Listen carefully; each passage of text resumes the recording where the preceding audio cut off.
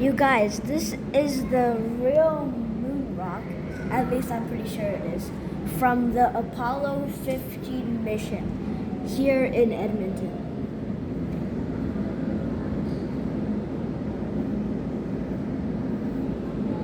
That's so cool.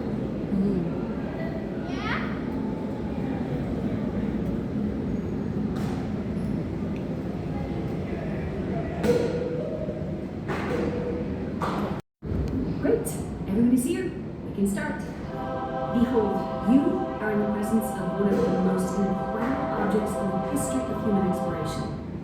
Okay, so maybe it doesn't look that impressive, but that rock is one of the most incredible things you will ever lay your eyes on. Seriously. Alright, I can tell some of you aren't convinced. That's fair.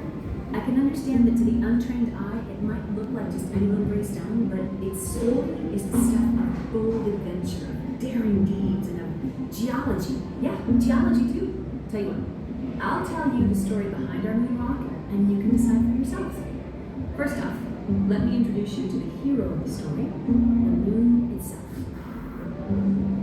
I have to admit, I am a huge fan of the moon. Since the first time that I looked at it through a telescope, I have been hooked at all things lunar. I love looking at the mountains and seeing the stark shadows where the sunlight meets the darkness. All in all, I'd say I'm a bit of a lunatic. Well, I mean, think about it. There's an entire world hovering just over our heads. Sure, on average, around 380,000 kilometers over our heads, but still, it's not like our moon is a tiny thing. It is the 5th largest moon in the entire solar system. In the night sky, it looks bright white, but in fact, it's the same gray color as a worn asphalt road. Yeah, I know a lot of weird facts like that. Looking at the moon through a telescope brings up a lot of questions too.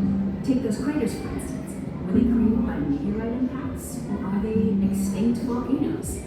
And those darker flat patches on the surface that we call mirror or seas. To a geologist's eye, they look like they were once lakes of molten rock. Brings all these questions make you wonder, how did we get our moon? That question has been around for a long time, and it turns out that early scientists came up with 3 different explanations. One explanation was that the moon was formed at the same time as the Earth, from the material orbiting the young sun. Another argued that the moon had formed elsewhere and captured the Earth's gravity.